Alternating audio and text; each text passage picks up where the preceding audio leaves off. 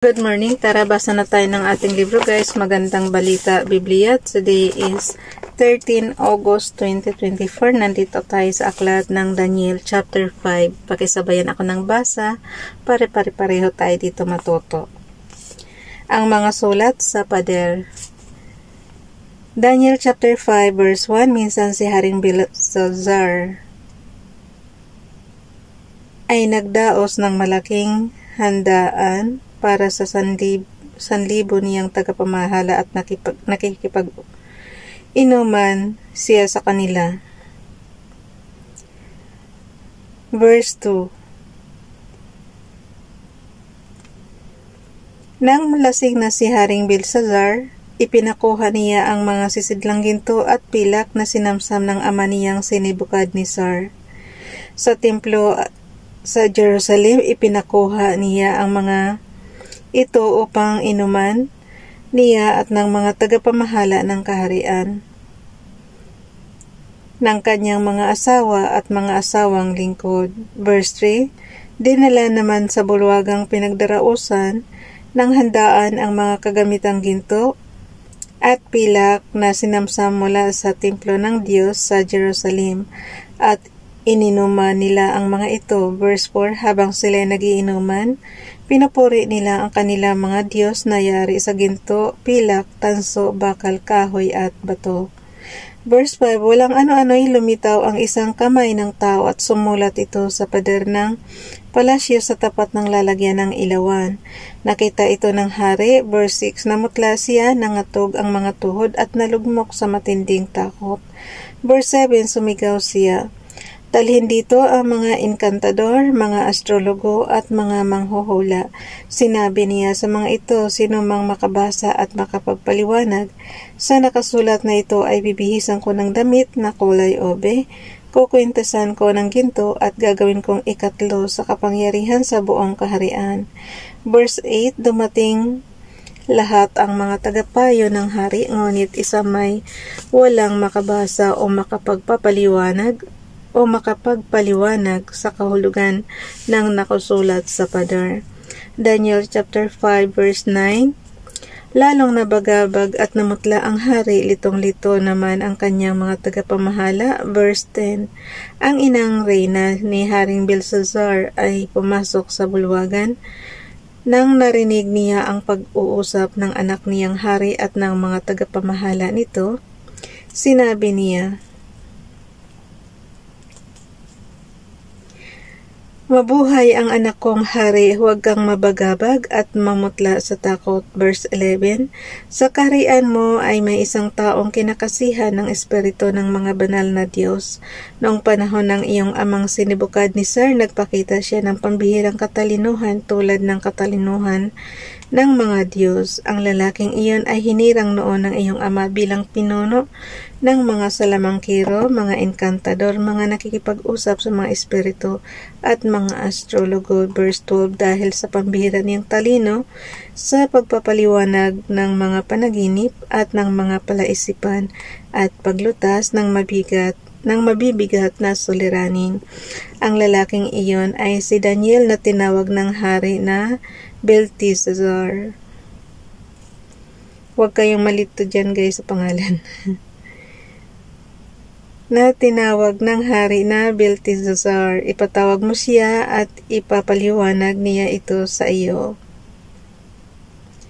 Yung Belshazzar, yung anak ni Nebukadnezar yun, yung hari. Tapos si Daniel naman, Belteshazzar. So meron lang siyang pagitan na T.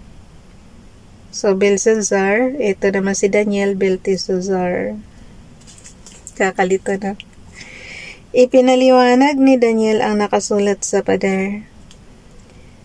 Daniel chapter 5 verse 13, iniharap nga si Daniel sa hari. Sinabi nito kay Daniel, ikaw pala ang Daniel na kasama sa mga dinalang bihag ng aking amang hari. Verse 14, nabalitaan kong sumasa iyo ang espiritu ng mga banal na Diyos, mayroon ka raw pambihirang talino at karunungan. Verse 15, ang sulat na ito ay ipinabasa ko ay ipinabasa ko na sa mga tagapayo at mga enkantador upang ipaliwanag sa akin, ngunit hindi nila ito nagawa. Verse 16, nabalitaan ko na marunong kang magpaliwanag ng mga panaginip at lumutas ng mga palaisipan. Ngayon, kung mababasa mo at maipapaliwanag ang sulat na ito, bibihisan kita ng damit na kulay obe, kukwintisan kita ng ginto at gagawing ikatlo sa kapangyarihan sa aking kaharian. Daniel chapter 5 verse 17, sinabi ni Daniel sa hari, Mahal na hari, huwag na po ninyo akong bigyan ng anuman. Ibigyan na lang po ninyo sa iba ang sinasabi ninyong gantimpala. Babasahin ko na lamang po at ipapaliwanag ang nakasulat.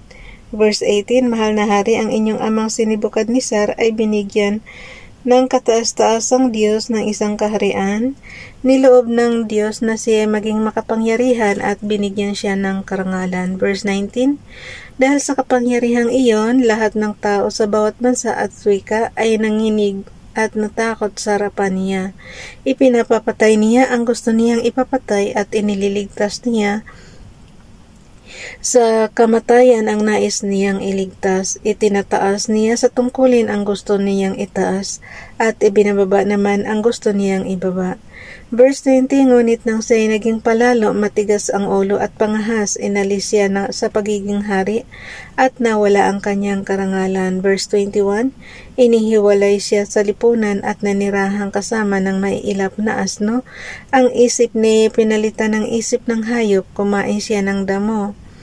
Tulad ng mga baka, sa labas siya natutulog at dooy nababasa ng hamog. Ganyan ang kanyang kalagayan hanggang sa kilalanin niya na ang kataas-taasang Diyos ang namamahala sa kaharian ng mga tao at inilalagay niya sa trono ang sinumang nais niya. Daniel chapter 5 verse 22. At bagaman alam ninyo ito, Haring Belshazzar, hindi kayo nagpakumbaba. Verse 23, sa halip nagmataas kayo sa harapan ng Panginoon ng kalangitan, ipinakuha ninyo ang mga sisidlang mula sa kanyang templo at ininuman ninyo at ng inyong mga tagapamahala, mga asawa at asawang lingkod. Bukod doon, sumamba kayo sa mga Diyos ninyong yari sa ginto, pilak, tanso, bakal, kahoy at bato, mga Diyos na hindi nakakakita, hindi nakakarinig, ni nakakaunawa man. At ang Diyos na nagbibigay at nagtatakda ng inyong buhay ay hindi ninyo pinarangalan. Verse 24, Kaya ipinadala niya ang kamay na iyon at pinasulat sa dingding ang inyong palasyo. At pinasulat sa dingding ng inyong palasyo. Pakisabayan guys, nabubulol na naman ako. Okay. Daniel chapter 5 verse 25. Ito ang nakasulat, mene, tekel, parsin. Verse 26, ito naman ang kahulugan. Mene, nabibilang ng araw na inyong paghahari sapagkat wawakasan na ito ng Diyos. Verse 27, tekel, tinimbang ka at napatunayang kulang. Verse 28, Peres, ang kaharian mo ay mahahati at ibibigay sa Media at Persia. Verse 29, iniutos ni Haring Belshazzar, nabihisan si Daniel ng damit na kulay ube at kwintasan ng yari sa dalisi na ginto. Pagkatapos ipinahayag niyang ito ang ikatlo sa kapangyarihan sa buong kaharian. Verse 30, Nang gabi ring iyon pinatay si Belshazzar, ang hari ng Babylonia. Verse 31, ang kanyang kaharian ay kinuha ni Dario, hari ng Media, na nooy 62 taon na. Bukas na itong chapter 6 guys, si Daniel sa kulungan ng mga leon.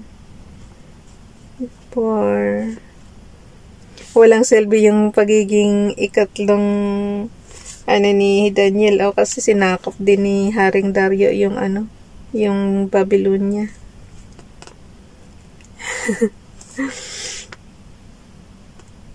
Tinaasan nga siya ng ranggo tapos sinakop naman yung Babylonia, di bali wala din. For na tayo bukas, for 14 August 2024. Konti na lang guys, matatapos na natin yung Biblia. malapit na tumatapos. Tapos mag New Testament na tayo. Bye everyone. God bless.